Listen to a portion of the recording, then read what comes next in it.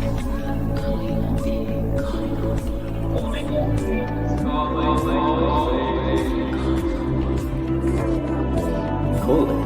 beings.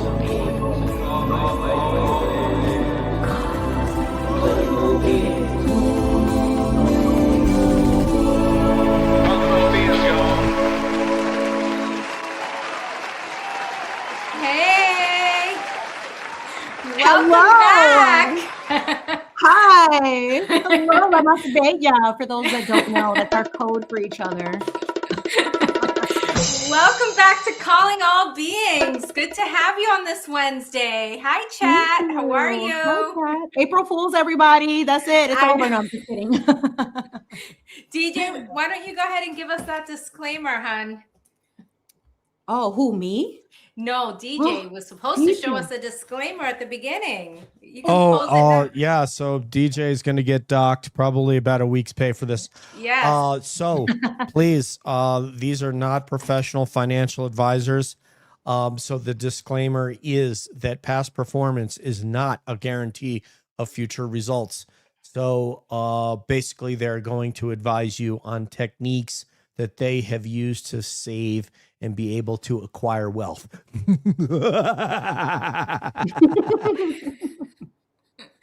With That that part, said, Disclaimer, okay? Disclaimer for sure.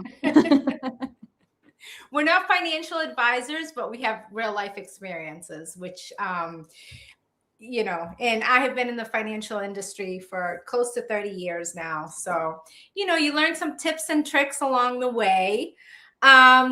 So what kind of things have you learned along the way? Like, not so much the topic that you're going to talk about today, but just for your own self.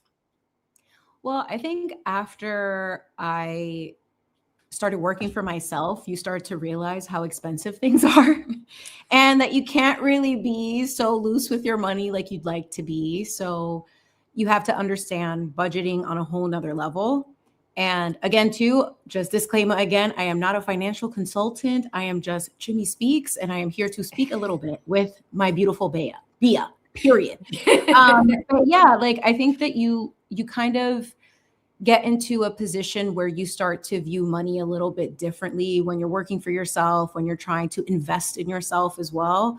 So, not having a salary, not having insurance and having to figure it out, just definitely, you're making a lot more difficult decisions that maybe this week it's not the Kerrygold butter. It's the regular stuff, but it's a good lesson though. It is a good lesson in really appreciating what you earn and to respect it as well. Gotcha. Yeah, for sure. And have you ever heard of the 50-30-20 rule? I have heard of it, but not in those exact percentages. Okay. But, I will tell you a little bit about them. So it's 50% goes to needs, 30% goes to wants, and 20% to savings or debt repayment. Pretty simple, right? Sense. Yeah. Kind of like the dieting thing, no? Like everyone's like, you're 80-20, 80%, vegetables, and then, 20% tequila. Just saying no. And you don't necessarily have to, track every dollar, but many people succeed by focusing on the big categories like housing, food, and discretionary spending. And that's definitely helpful. So with that said, what is your topic of the day? So today I actually wanted to touch upon what I'm doing at home as a homeschooling mom. We are teaching my daughter financial literacy because I think that that's something that has been gatekept from a lot of us, especially if I'm a child of immigrant parents, and the only thing I knew about saving money. Yay! It was Money Mike in the building. Money Mike. Money Maybe Mike. Money Maybe Mike. Hello. Hey, Mike. Hello. How you doing? Good. Welcome to Calling All Beings. How are you? Oh, it's good to be here. Thanks for having me tonight. No problem. So she just brought up a topic that. Oh, good. So she just brought up a topic that she's going to discuss, but I know we only have you here for about a half hour. So I wanted to kind of get into your topic. I know that you are into like the stock market, but kind of give us a sense of how much money does one need to have in order to just start investing? Like at what point is too little, or at what point do you have enough savings to then say, okay, let me start, getting a little more aggressive with my money and trying to make money. Make your money make you money. Well, you can really invest with as little as $1 now, which is awesome. But however, having said that, you know what? First thing I'll say is I'm not giving financial advice. I used to be a financial advisor. I had the licenses to actually give the financial advice. I don't have that anymore. So this isn't advice. It's just kind of what I do and just kind of what I know works for people just from my past experiences and more managing my own money, especially now. That's like the big thing, which I love now. I used to manage other people's money, and it's just so much better when you're just managing Of your own money. course. Because you're But making I all the gotta money, say, like, Mike. yeah, well, I mean, I do okay. I think the thing is, I'm getting older, and the thing that I learned along the way, especially managing people's money that had money, more money than me, um, is how did they get the money? And I would always look. The first thing I would look, because at a certain point, like I would say, I inherited a book of business. Let's say that at this point, I got to a certain level in the industry where I would go meet new clients who were, old clients basically. Some other advisor had them. I would inherit them. I would go meet them, and the first thing I would look at in their accounts is how much have they invested and how much do they have in the account. And if I saw they had 15,000 in the account and they had, put in 12,000, I knew they probably haven't been investing that long. But if I saw an account that had 300,000 and they only invested 100, I knew they had been in there for 10 years. Like that's the thing, 5, 10, 15, 20 years. If you just save every freaking day, just $1 a day. That's what I do a lot of times. I'll just put $1 in a stock every day, every Monday through Friday, every day. It pays off after a while. It's just this like you're pushing a boulder up a hill. And eventually that boulder really starts rolling. And usually it's about 5 years in, maybe 10 years, depending on how aggressive you are, how the market's doing for you, what picks you have. So that's really the name of the game, is to invest every day if you can with the stock market anyways. But I'd say the big thing is on saving and when to start. I think the big thing is make sure you have like a cash reserve. Like that's the big thing. It's always a big hurdle for people, unfortunately, is just to get that first. If you're working, you want 6 months to a year. I like to have a year of money just in the bank, in cash, in a checking account, a money market, CD, whatever you call it, just so that I can get access to it if anything ever happens to me. If I get hurt, I get sick, I can't work, whatever catastrophe, I have that money there that's just there. I don't worry about my bills, like I don't want to be selling my stocks to pay my bills. So Right. that's the big thing, is you want to make sure you have like 6 months to a year in savings, and usually start with a money market CD.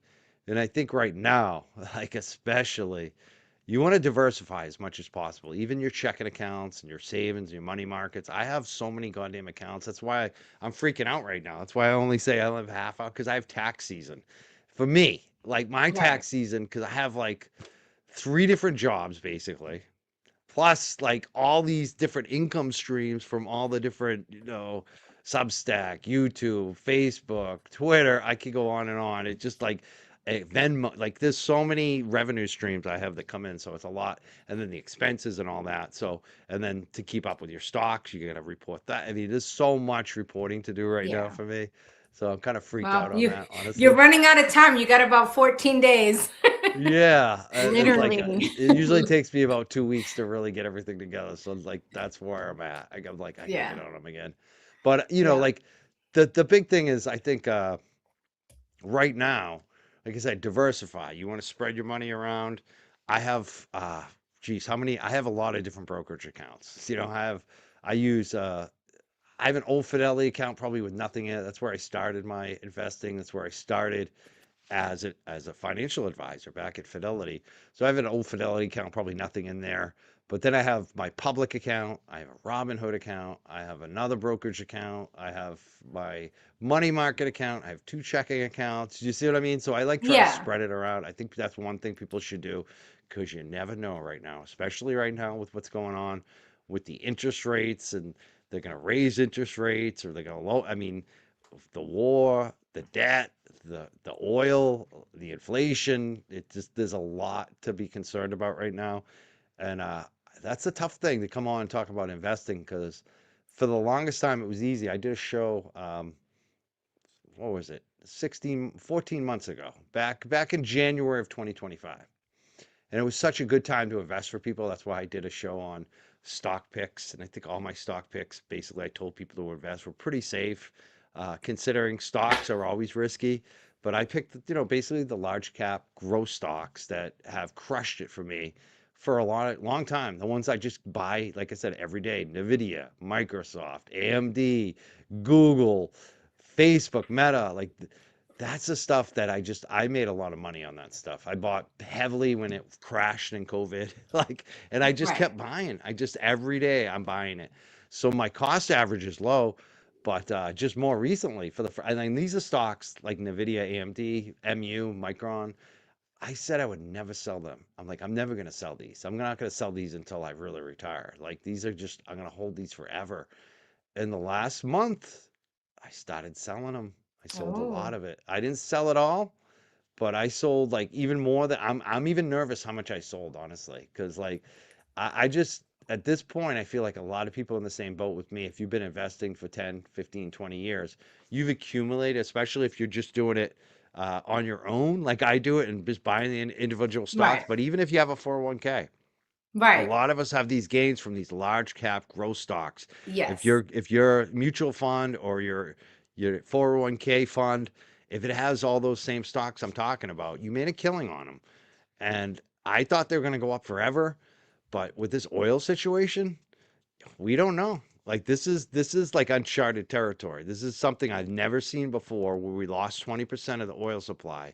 Nobody knows when it's coming back. It may be decades. Like this may be years. Like this stuff too. Like Right. even beyond, like they say, if they open the canal and all the ships stop moving again, that's great.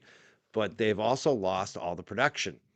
Like a lot of these places have either shut down because they can't ship. Why are you going to pump when it costs all this money to pump if you can't ship it? So a Right. lot of them have just shut down. But even the ones who haven't shut down, some of them have been bombed and been taken out. And it takes years to build this production. And so I think there's a major issue coming up. And I think that we're going to see more of it. I think we're already seeing it.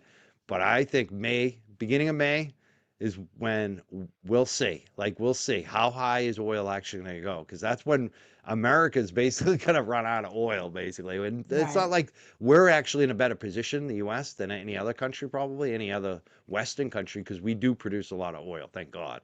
But at the same time, cost on everything, fertilizer, natural gas, food, everything's going to go up if this Right. really sticks, which I think it will. And so and what's it going to hit? It's going to hit those tech stocks. It's going to hit Nvidia, MU, because they can't produce the chips. They can't get and all this, cloud AI. What does it rely on? It relies on energy, and their costs are Right. going to go up. OpenAI has been struggling even to make a profit. This huge company, all this money been poured into it, all this investment, they're losing money over hand over fist. What are they going to do now when the costs go up even more? Like Right. I think Google and Facebook will probably be fine because they're just money machines. But Right. at the same time, I think the stock prices are very much likely to go down. I think this could be a little fool's rally the last couple of days we've seen where it's come back up. I moved a lot of my money, I have to say. I took a lot of those tech gains, maybe too much. Maybe I overreacted, but I'm willing to take the risk. I know what the risk is, Right. and there is a great risk on this with, doing what I did, which is I moved into oil companies. I moved into a lot of oil companies, a lot of fertilizer companies. I even bought uh, precious metals. So far, all the oil, natural gas, I'm making a killing on. They keep going That's up. They've great. been going up. I'm not doing well on the fertilizer stocks, and the thought is that if the oil crashes too much, no people might stop buying fertilizer. When the Right. price goes up on the fertilizer companies generally make more money. But if it goes up too high, and the precious metals were going like gangbusters, and then they came back down because a lot of these Gulf countries, apparently in China and Russia, they all own gold. And they're like, Right. shit, if we got to liquidate, we need some cash. We're gonna run out of cash, so we got to liquidate. So they've been Right. actually selling the silver and gold, but I'm still buying it all. And when I did stop for the first time, like I said, I've been buying over 10, 15 years now. Every day I've been buying Microsoft, Facebook, all those companies. I stopped buying them. Right. And And just for not that I clarity, don't own some of them, I still own some right. of them. Like, I used to have maybe like 50 shares of MU. Now I have like two. Like, you know what I mean? So I really scale back. Like, and a lot of that was like, that became my biggest gainer, that MU. Like, I love that stock. I love that company. It like made me sad to sell it. And I'm still like, should I really have sold it? I don't know. And that's the thing. Right. Nobody knows. None of us know how this is going to turn out. And what I'm suggesting to people who listen to me is just hedge your bets. Because if oil goes through the roof, stock crash, guess what? You're going to want to sell oil at the high when it goes to the high, and then you can buy Micron at $50 again, like what I originally bought it at. It's like Right. some of these stocks I literally bought at 50 or $100, and now Micron's been up at like $500-600. Like, so like you might get a chance to get that kind of lifetime buy. And so that's what I would say to a lot of people is spread your money around. Have some money in cash, money markets, have some money in the energy stocks, buy some food stocks. I got like WEAT is like a food ETF. That's another big holding of mine. You can buy these oil funds. They have like USO and some other ones. They're like ETF of oil contracts. I buy some of that. I'm still buying silver and gold too. I feel like, Yeah. especially with inflation, because I feel like the only way that America and all these other countries are going to get out of this is they're just going to keep printing money. They're just going to Right. print money, print money, print money. Inflation's going to go through the roof. It's not that gold and silver are going to go up so much. They're just going to hold the value more than Right. anything else. And then when the stocks crash, you take your gold and silver and you maybe buy some stocks, So that's the name of the game. You always want to try to, and this is my thing, what I've learned. You say, what have I learned? I talked about the long-term investing. The other thing I've learned, especially over the last 10 years, is buy the best companies, but try to buy them when they're on sale. If you see a Right. discount, if you see Microsoft go down, if you see some worries about NVIDIA, there's been so many times when NVIDIA's like, oh, AI's going down, China's got DeepSeek. That's when I'm buying. That's when I was buying NVIDIA. Not buying it so much now. I'm waiting for it. I think a lot of these stocks may crash. Maybe I'm wrong. Maybe I made the biggest mistake of my investing life, but I'll be all right because I sold at a high. Like a lot of these Right. companies, I did good over the last 10 years. So that's basically my spiel on this. Diversify. If you're going to go in the market right now, don't buy everything on day one. Like, and learn from your losses. Like a lot of times losing your money on a stock that you picked is actually one of the best things that can happen to you, especially if you're a younger investor, because then you learn. Then you learn because it hurts, and you're like, "Why did I lose? Why did I do that? What was the mistake I made?" And you kind of figure it out. And the thing I figured out over the last couple of years is you just buy these best large tech growth companies and just make, just every day buy them. And right now that might not be the best idea because of what's going on with the oil prices. If things do get smooth over, then you might want to buy them, especially if they crash. But Right. I would be buying the energy companies right now, even though they're kind of at a high. That's the question though. Because I mean, you got $100 oil, and I'm telling you to buy, which is kind of crazy because usually I say don't buy things when they're expensive. It's at a high. But considering the That they're going to geopolitical, continue to go up. Right. yeah, and I think that a lot of people are underselling it. I think people are buying what Trump's saying that oh, Iran's going to come to the table, and then you read what Iran writes. It doesn't seem like they're coming to the table. They have no reason to come to the table, Right. But I And think, I Mike, think Trump's going to drop nukes on them in the end. I oh, really do. I geez. think that it's going to get worse, and this is sad. Like we're talking about money. These are people's lives at stake Right. on this, but the money situation is going to affect a lot of lives too. So. But also, when we're talking about investing and buying all these things, make sure you also have a reputable company that you're going through. Like you mentioned, Fidelity. Make sure that you know where what what company you're using to buy the stocks. And you don't necessarily have to play around with it in your 401k. You can have a 401k and go to Fidelity and open up a regular Roth IRA or yeah. even just a non-retirement brokerage account. I have them all. Right. Like, so like I have a Right. Roth, I have a traditional, I have a non-broker, non-retirement brokerage Right. account. Yeah, and absolutely. I would be one of the biggest things I would say to be careful of is I've seen this a lot lately, unfortunately, even family members, where people get scammed. There's like if they're promising you 100% return and some crypto thing especially on Facebook and shit, and they're reaching out to Right. you, you're getting ripped off. There's like Right. Bulgarian gangs out there that they create like it's like Madoff shit. Like you're investing in something that isn't actually an investment. They're just basically stealing your money and presenting you with a statement, and then you try to pull your money out and you never get your money out, Yeah. and it's a scam. Yeah. There's been a lot of that going on. Happens a lot more in Europe, but I'm starting to see it in America a lot too. Like, so I would always suggest go and get a real company. If you like to do the phone, Robinhood's fine. That's why I like Robinhood. $1. You can invest in any stock, $1 a day. And I just set it up automatically. Like right now, I'm buying Chevron. Every day, $1 goes into Chevron. $1 goes into ExxonMobil. $1 goes into the SLV Silver Fund. Like that's just how I do it. And I pick my stocks or my ETFs, and I just set it every day directly from my bank account, $1. And it's just an easy way to invest. And then you don't have to worry about market timing. And then if you see, you bump and buy in, let's say Chevron every day, and you see it's gone down. You see that your investment is down 10%. Right now, my Chevron's probably up 10, 15%. I haven't invested that long in it, so that's why it's only 10 or 15%. But let's say it was down 10, 15%, and you think that the market's overreacting to some news. That's when you put more. That's when you put $10 in.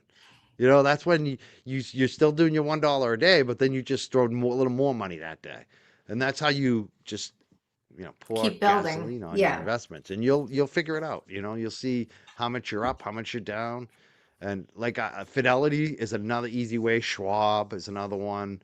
There's a lot of good companies out there that you can pick. Also another one I like. It has a lot of education on it is Public. I don't know if people know about that one. It's similar to Robinhood, but I think it's easier in some ways. It's got a lot of information. It makes it easy for new investors. Right. And yeah, and I think, and also going back to the money market, know what your bank has for insurance. Like most credit unions have 250,000 by the NCUA, and banks typically, I don't know what the banks are, but they're obviously FDIC, and they, your money isn't, your actual money is insured. Your bank should have insurance on your money. So typically, But I want people to be aware, insurance isn't guaranteed either. right. Your insurance is as good as the insurer. And FDIC is obviously backed by the federal government to an extent. So isn't the other one NCUA. I think you Yeah. mentioned, and money markets is something called SIPC. It's very similar. So they're all to a degree backed by the federal government. And like if 10 banks go under, the federal government and the FDIC ain't going to have a problem at all ensuring that. But if every bank in the country goes down, FDIC isn't going to have enough money. And that's the bottom line. I Right. know a lot about this because I worked at AIG Right. during 2008, and they're the company that basically insured everybody else. And when it came time, every year they made $8 billion. They had $8 billion in profit every year. And then when it was came time to pay the piper, they were like, "We don't have any money. We need a bailout. Like we're broke, and if we don't pay out because we insured all the other financial companies, everyone's going out of business." And that's when the Right. feds came in and basically bailed them out. But that's why I left that company. I was like, my dream job. I was doing so good there, and there's a lot of reasons why I left the industry, but that was a big part of it. And that's one thing I know. Like you just have to be. That's why I say spread it out. Like Right. and I like what you said. Credit unions. I always feel like Yes. credit unions are generally safer. They take less risk. What I worry about right now are some of these big companies. I feel like the big companies, and I don't want to point any out. Like, I feel like, honestly, some of them are probably safer than others, like Goldman Sachs or Bank of America, even though they are very huge, they have a lot of debt, a lot of assets. I would probably trust them more than some of these other ones. But you never know. Like, that's the Right. thing. Like, you think Citicorp's good? They need a bailout. Lehman Stearns, Bear Stearns, Lehman Brothers. You never really know. None of us know. And a lot of these eggheads at these big banks don't even know because they basically lent the money out to somebody else. And that's Yeah. the problem. Sometimes when they lend it out to somebody, they're the ones who do the fraud, not even the bank that you do business with. So Right. I say spread it out, like, if you can. And I'm not saying if you have $1,000 or 5,000, 10,000, whatever, you probably just want one account. But if you have, once you start to really accumulate, it's like spread it out a little bit. Like, have a money market at one bank. I like to have two ATM cards. I got Right. two local banks I can deposit money to. If I ever lose anything funky, I already have another checking account set up. I already have an ATM. I got, that's what I would start doing today. And I also say gold and silver. Like, that's probably my biggest weakness actually in the portfolio that I have, is that I haven't done enough physical gold and silver, because a lot of the times these silver and funds and gold funds, the ETFs, you never know. You never know if the gold and silver are really there. You never know if you're going to get Right. swindled in the end, especially if there's a run. So, like, a lot of times people, I think the ones that say stack the coins, they do Yeah. have a point. The problem with that is you got to secure it. I mean, there was just a robbery in Beverly this week, and apparently this huge mansion got robbed. So a woman got tied up and there was a gun, and I mean, enormous estate, like this brick, like this house must be worth like $20 million. Like, the Right. kitchen is as big as my condo, and I have So three people. basically, Like, have a they got safe. robbed of $1 million in gold this week, like a So house. basically, so have So a safe like Afro Man, but actually put stuff in it. I yeah, just there's wanted a to lot say of that. risk. Like, that's the thing with your money. That's what you have to think about. The risk, is the risk worth the return? And so where you store your money is that's a big That's concern important. now. So I Yeah. shouldn't put Because when them. I shouldn't put any money in the little tins, the cookie tins. The little, I like that's it. how I grew like up. it. That's mean, how I it grew depends up. on- that's a The- good way There to were never save. cookies in a tin. Spread it out, like, even if you're saving like gold coins, like, don't put them all in the same place in your house. Like, you know what I mean? Right. Like, maybe you hide out some under the bed or another room. Like, it's just A mattress? just What? No. yeah, because if someone breaks in, they probably won't find it all. Like, they might Right. find some of it. Like, That's that's true. the way I look at it. Spread That's shit accurate, around. yeah.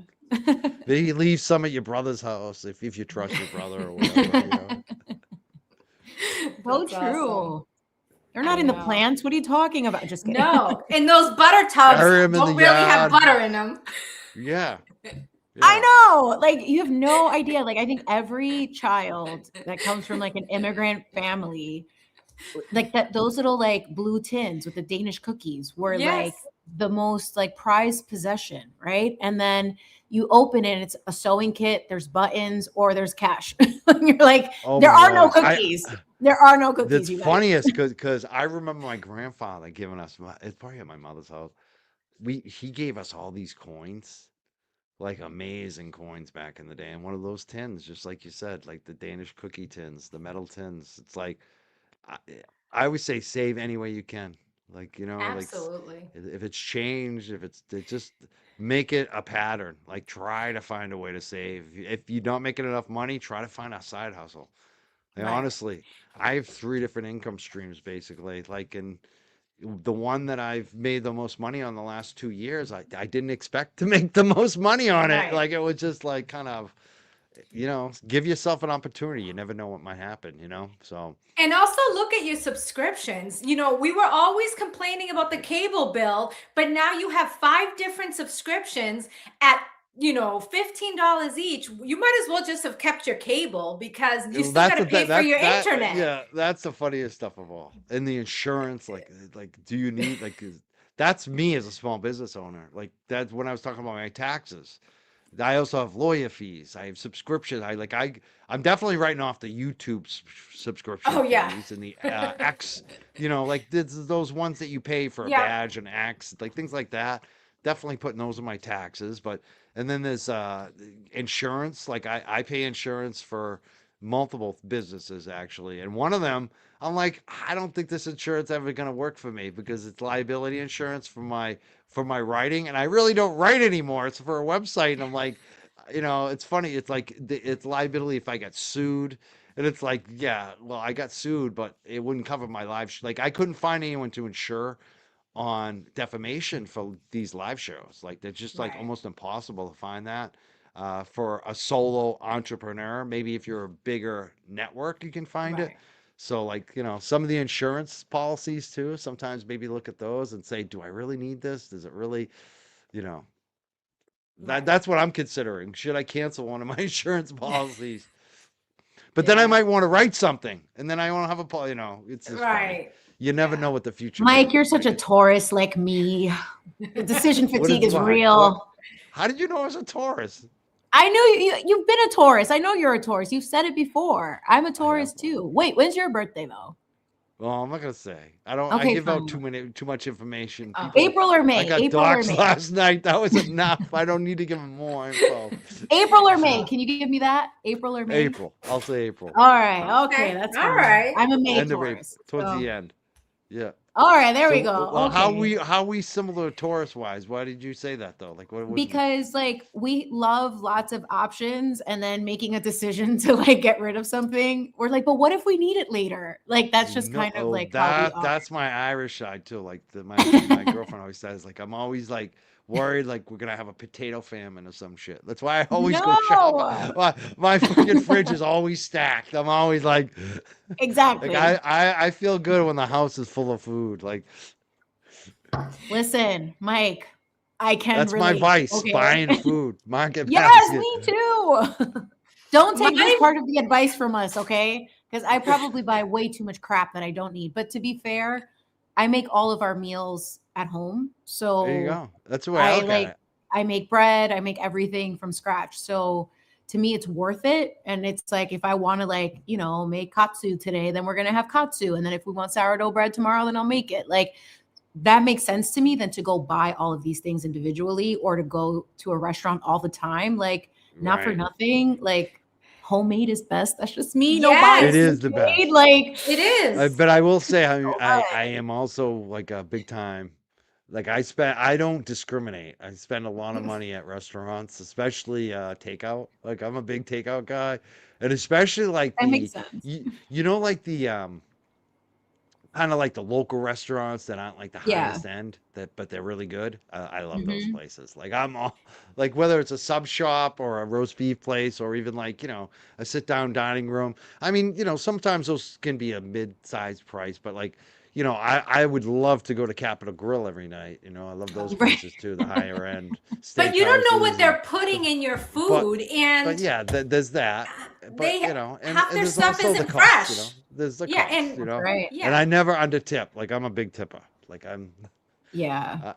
I used to be like always 20%. Now I'm like always like 30%. Like I'm one of them. Like maybe 40. I'm like crazy. Wow. I love Mike. my service. I love my Well, no, people. but I mean, that's- I can afford it too now. Money Mike. But to that point though, like tipping culture has gotten a little out of control though, because like companies have found a way to kind of put that responsibility on the consumer who's already buying the product. And now you're also paying for the employee. And that's something that like, I can't agree with that. And it's not because servers don't have they don't do a good job. A lot of them do. And like, I will gladly tip. That's not the issue, but it's more like if you go get a cookie somewhere, you're like, oh, you're at Crumble, and it's like, by the way, I don't go to Crumble sometimes. Yeah, I don't worry But- about tipping there as much. But I might give maybe some change. tip 20% for serving a cookie. Yeah. That's your job. Yeah, I'm bro. talking Like, about what are we sit down doing? restaurant eating. Yeah, that's I feel Yeah, like but it's even yeah. It's gotten a My little sub too out of shop, control. I might throw a buck sometimes, once in a while, but And usually I that's just throw the fine. change to them. Yeah, and that's fine. Like I think it's okay to be generous too, but I do think that like companies are getting really slick with how they're putting the responsibility on the consumer. And, I came out of, like, I used to be really big in the beauty space. And right now there's like this scandal where like this company with these two women have kind of hijacked the system where they'll make the consumer pay for a lab sample to then give them feedback so that they don't have to outsource, like that whole part of the industry where it's like you get people to test the product and like the Q&A, like kind of like, hey, like, what are we doing here? Does this work? Does it not? So now the minute you start like removing certain parts that become the responsibility of the company and put that on the consumer, you get all of these really big issues that can like come to the surface because like, one, the companies are just going to keep making money off of you and they're not going to have to put in as much effort or follow as many rules anymore. If they're just like, here, just take it. It's the new thing. We want your tips. We want your ideas. No one should be working for free or paying to give an idea. Absolutely not. Yeah. Disclaimer, we're not doing that in I hate 2026. companies that take advantage of workers. That's a big. Oh, I hate that. But I get your point, Chimi, because you're not saying that's not that you're not willing to tip. It's the fact that they're not paying their employees and are expecting the consumer to make up that gap. So I totally hear what you're saying. Yeah, and it's not okay for like, especially when it's like you want to support, but it's difficult. It becomes increasingly difficult to do that and to justify it when like you're getting a $7 coffee and then having to tip on top of that. And then if you don't tip, then you get an attitude. And it's like, I did not come here for that today. Okay. Right. So absolutely not. Like, no, we're not doing that. Skip the $7 coffee, invest Make it at home. Robinhood. Yeah. Make it at home. Put your $7 into what Mike suggested with Robinhood or whatever. Yes, put it in that. That's the thing. Make your money, make you money. Yeah. That's the thing for me. I used to live in Cambridge area, Boston. So we'd order takeout a lot and I'd just go walk and pick it up. Now I have to drive to pick it up. But I still, at one point when I was really struggling, I was working for a company called Dining In, who later I think got bought by Grubhub or Uber Eats. They were basically the Uber Eats before Uber Eats, and they were freaking ripping us off, like the drivers. They were getting, it was just such like this whole gig economy. And that company ended up, like one day the feds came in, the Department of Labor under Obama. This was when I was working there, and they were like, does anyone want to talk to us about your wages and underpayment? And some of the workers, I could tell, wanted to say something, but they were afraid they were going to lose their job. And I was like, I will. And I went right into the office with the lady, and I had all my receipts, and we all got checks. Like we all got, the Department of Labor got us paid because they were underpaying us. They were screwing us, and it was pretty obvious what they were doing. They were taking a lot of the money and not kicking it back, and there were games that were being played, and it was just, so what bugs me honestly is these people that I would, because I'd go deliver to like some of the richest people in the state, MIT, Harvard. I'm going to these mansions like you wouldn't believe, right? And you got a $200 order. Or I remember Charlie Baker, the governor of Massachusetts, his company, he had a company. They'd have us deliver like $600 worth of food for lunch, and they give us a $2 tip. No. And it's like, no. If you're gonna call Uber Eats or whatever, don't friggin' not tip them. Like that is just so, because they're paying for insurance, they're paying for gas, they're paying for tickets, they're paying for their time. Like but that's the problem, and accidents and car accidents, which happen. But that's the problem because companies have gotten too comfortable with outsourcing everything to the person that they're hiring, so they can like remove the liability that they're supposed to have. Like if you want, the customer feels the same way too. The customer's like, exactly. Oh, I'm already paying a fee to the business, so I don't have to tip this person. They're just and they charge more. Why are they doing? Yeah. And they charge so if you're going to use the service, pay like both on the corporate side and the customer side. Both have a responsibility. That's why I just pull up. I call the restaurant directly. You pulling up? I don't use the website. I call directly. That old thing. Pick up a phone, call them directly, place my order. I freaking go in there. Usually I give them freaking cash money, and their eyes light up. They're like, "Oh, this dude didn't look like he was gonna tip. He looks like a he's got dirty pants on. He's got a beard. Holy shit, he's got cash. He's giving me a huge tip." Like, Yeah. because that's the name of the game. And make them smile. That makes me feel so good. I love it. Yeah. Especially the That's ones that awesome. I know do a good job. That like you go to the same places regularly and you kind of see the same people, and it's like, yeah, I'm back. I'm that dude. Yeah, That's awesome. That's awesome. That's I mean, great. this is the, like, if you, I don't know, like, I don't go on vacations. I don't spend crazy money on clothes or trips or vacation, any of that stuff. This is the one thing I like to splurge on, food. So I love to tip, Of when I get course tipped you like that. It's like, do. I couldn't always Right. afford to do that. I mean, I get it when people say I can't afford the tip. I'm out with my friends. I can barely afford. They're all trying to split. I've been there where you're the guy Yeah. like, I'll have chicken fingers because I can't afford anything else. Like, you know what I mean? I'm figuring out the tip. I'm like, everyone's gonna think I'm a cheat. I've been there. Trust me. But Right. Yeah. don't order the prime rib if you can't afford the tip on it. You know what I mean? Right. That's always make it at home. Yeah. I'm a huge proponent of that. If you can do it at home and you can teach yourself, like there is no excuse in this age of technology where like Google is your abuelita if you didn't have one. Okay. Right. Like you can learn. I'm self-taught, like baker, like I taught myself how to make everything.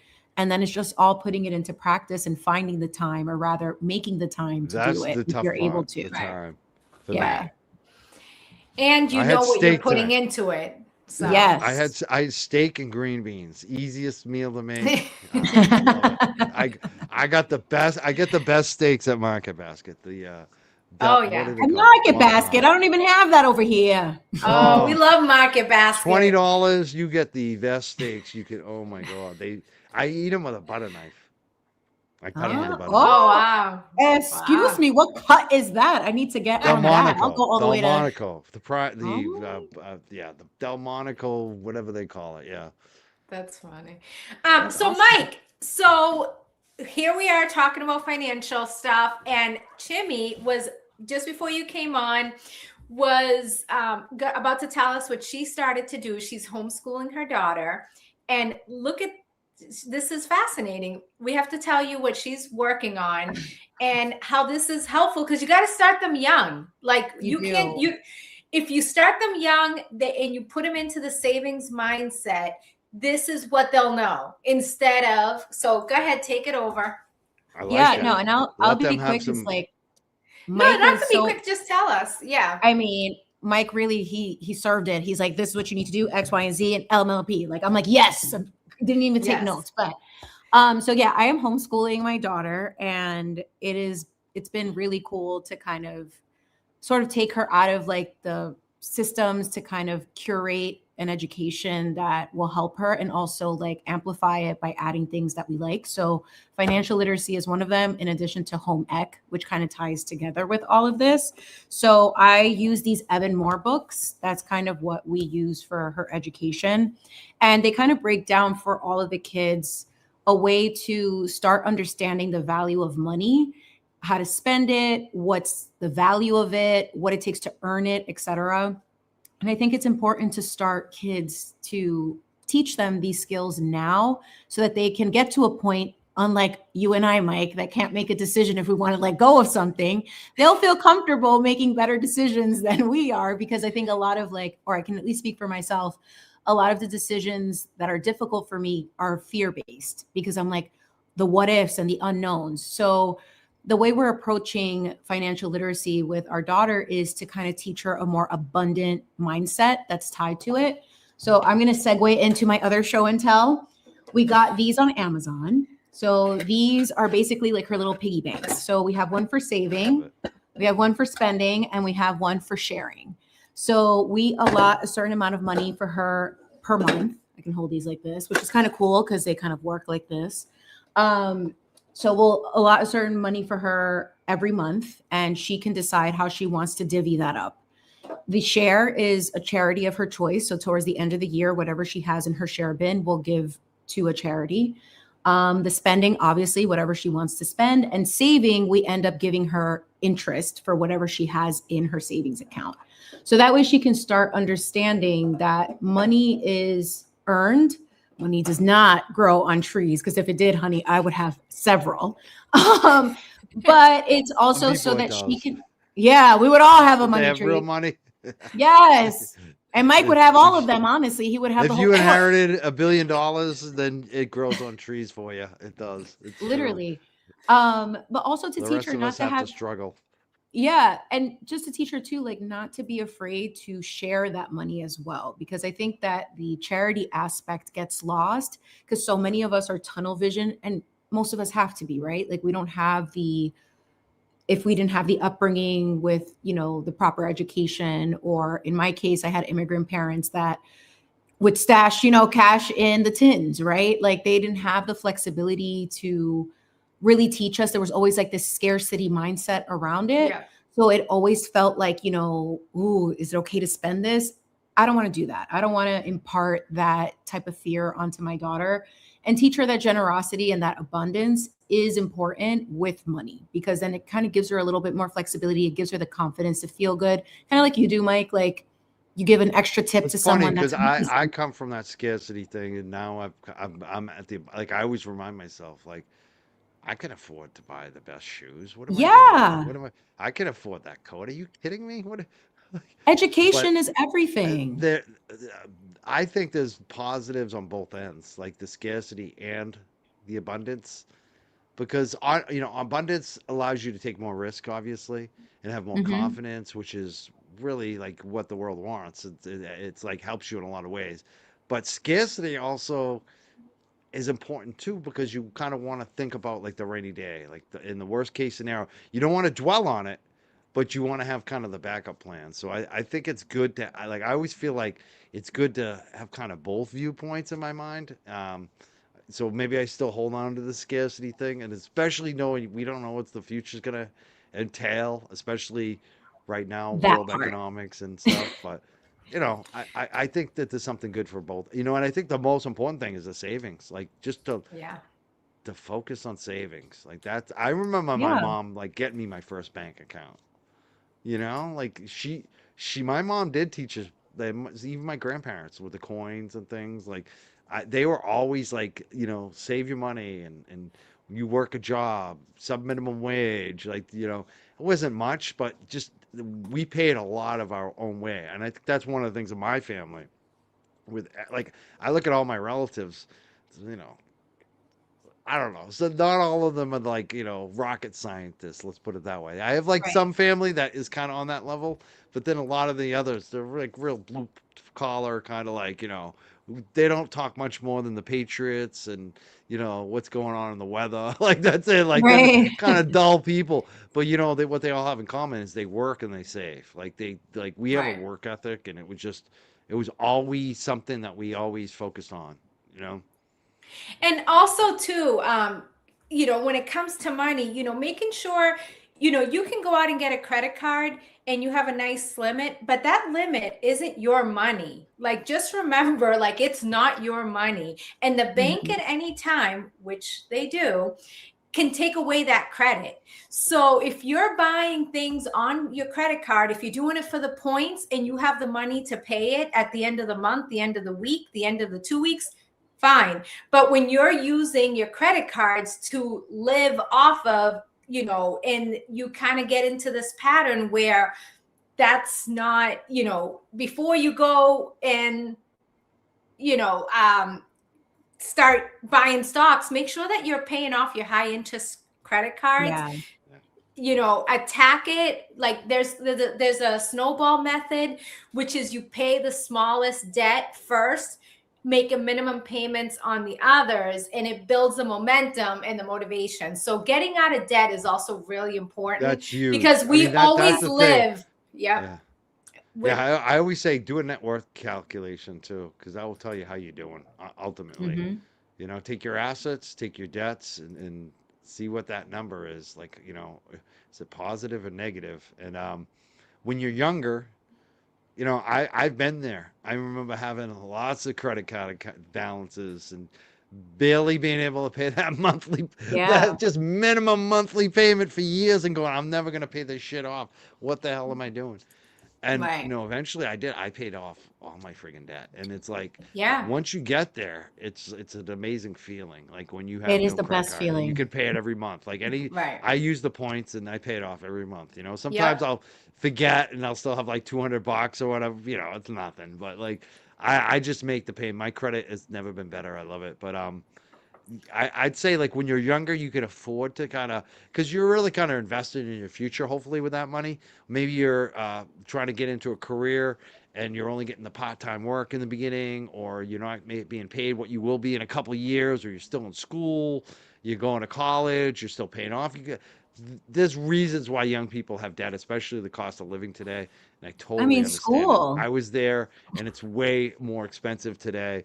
So I don't like to preach down on people on that, but if you No, can, for like sure. that should be, like you said, the first thing you do is try to pay off those those high interest rate credit cards first. And, start with your smallest one. If you have like 5 of them and there's one for $500, pay off the one for $500 Yep. first, and then Yeah. work on your next biggest one and just try to knock them down. Like it's just, Right. especially, try to make more money. If you have to work 2 or 3 jobs for a little while, just do it. Like that's the key sometimes is But people don't increasing want your to do that income. though, I because know, but people are sometimes just you have more to. Sometimes you have invested. to suck it up for a little while. Not Yeah, I mean, forever.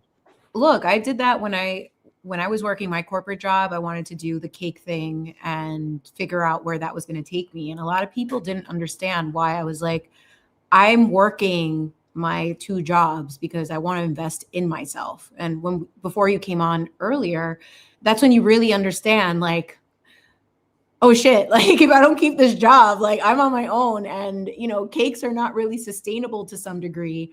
And to me, it's the art of it. So like I definitely wasn't charging enough for the art or the quality that people were getting. But long story short, I'm happy I'm doing this part of my life, like not having to worry about that. But I do think that, school education, like a lot of young people right now are just finding that like going to colleges, paying all this money for school, dorming, like that was the thing you had to do. Like you didn't have a choice. At least when I was growing up, like I'm a millennial, 86 millennial, right? Like Oh yeah. we were, once the 2008 crash happened, like I'm like just graduating college. I'm like, oh yay, a whole new world with crap going on. What's gonna happen? I don't know. But a lot of it too is like falling into the pressure of like keeping up with appearances, even when you are in certain That's positions. why I'm anti. It's so funny when these trolls come at me about my parents and stuff. I just laugh. I'm Yeah, proud because of you're it. rolling the money, doesn't matter. I'm anti-fashion. Make the money, save the money. Like Yeah, or buy you it know, secondhand and stop buying. yeah. People, please, for the love of God, Drive do a not. crappy car. Who cares about Yes, you? don't spend money Nobody on. cares about if you have a Honda versus if you have a Porsche. Nobody Tina. Yes, cares. and don't buy polyester. Yes. It's I'm so, plastic. I'm really sorry to interrupt. We have Ruthie Robles, I believe, on the line here. Hi, Hey, Ruthie. Hi, Rosie. Hello, I Boston Hi, Bea, beautiful. Chimi and Money. My Oh. Chimi, Sure Girl. Wait, I can't. Did we she breaking lose her? I couldn't. Yeah, I couldn't hear her too I'm having a hard good. time hearing. that's her. my hermanita. I like Rosie. Rosie's a big chatter. She's great in the chats. Hi, Yes. Rosie. It's Ruthie, but we Ruthie, won't. Ruthie. Oh, Ruthie. I said Rosie. See, I got a headache tonight. I can't believe I screwed that up. That's So okay. funny. Ruthie. Ruthie's She knows you awesome. love her. I Yes. do. We all love I you, didn't tell you. Ruthie. I have like this headache today. Like it's been. Oh, If I fall asleep on this couch, I get the headache. I don't know why. I fell asleep on the couch. Well, we can't have you do DJ, that do we have anymore. any questions from the chat? No, I don't think there's any. No, I think she Okay. might try to call back. Maybe we just had a little bad connection. It looks like with Yep. Vic here that the cat is picking on the dog, so we might need to get Mike Crawford involved here. I don't mess with cats. Cats. Okay. The cat's in charge. she Hey, The cat's- don't say that. Do you see this over They here? got us. That's the theme for my daughter's birthday. What is it? The cats. Oh, I like cats. You don't mess with them. Like cats, you don't I mess got you. I Like, got they you, got Jimmy. the- I they got got the the 3 steak. cats. You know. I have a I sweet stay away spot. from the cats. There's a lot of cats will let you know. The cats, because sometimes I do cat sits too, but mostly dog sits. And a lot of times there'll be a dog with a cat. And the cats will let you know. They'll when they're cool with you, they do that little thing when they rub up against your leg. Yeah, Like, and they're all just right. like they do the back like this. Yep. Like Yeah. I know. I have a Sphinx cat, and he's always searching for warmth. So he's always like, on us and stuff like that. But cats, look, they're the masters of boundaries.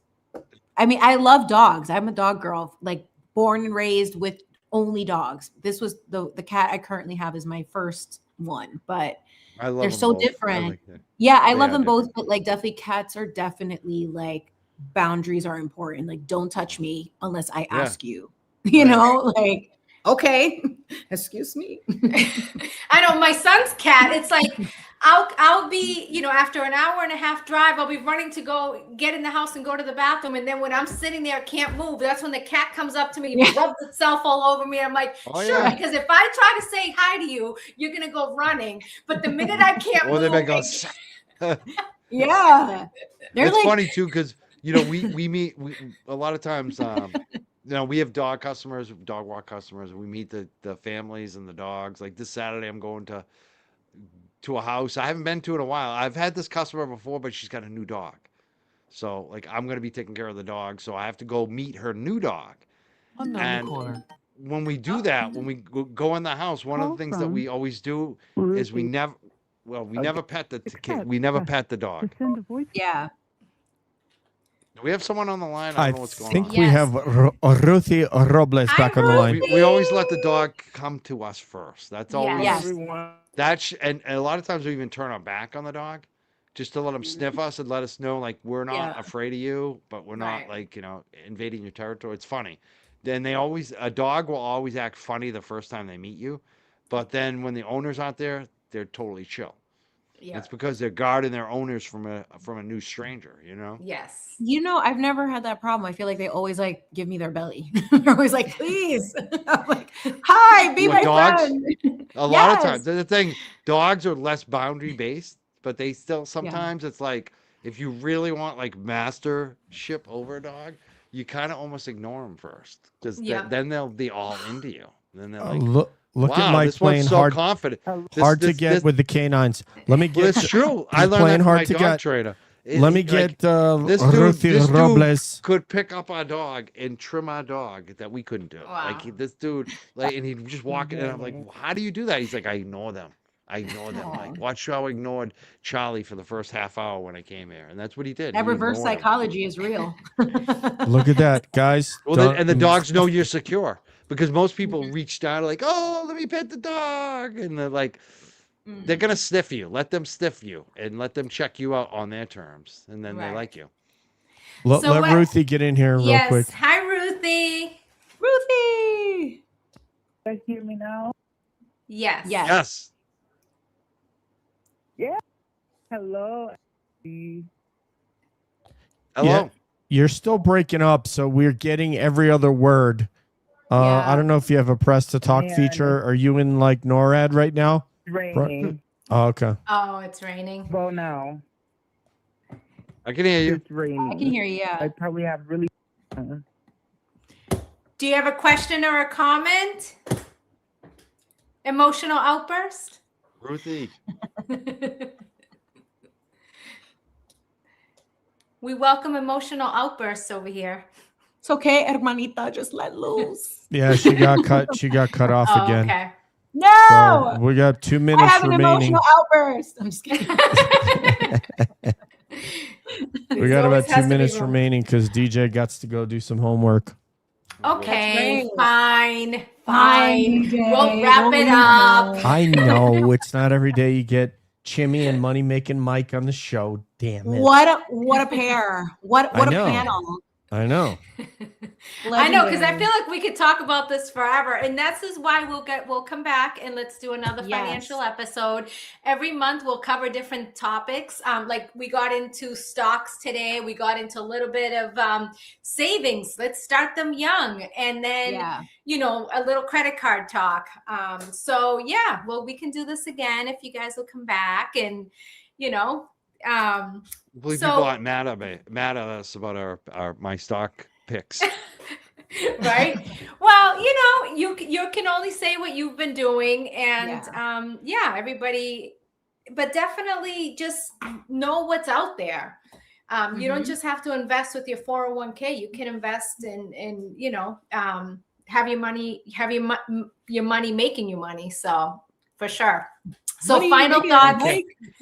Mike. One of the things that if you have a 401k at work, I would, and you don't have an energy mutual fund in there, you should ask your employer, like, can you add an energy mutual fund in there? Because we want some diversity. We want to hedge. Right.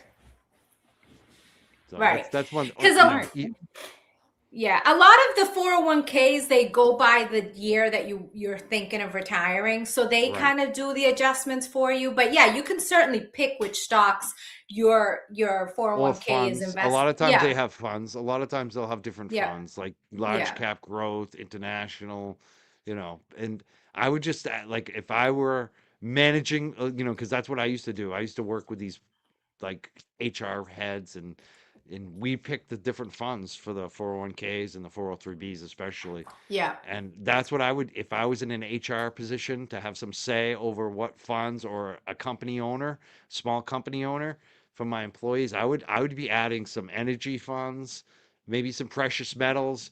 Give your employees the chance to really diversify, because most of the funds now are just S&P 100. They're the top Right. 100 growth stocks, which is phenomenal for the last 10, 15, 20, 30 years.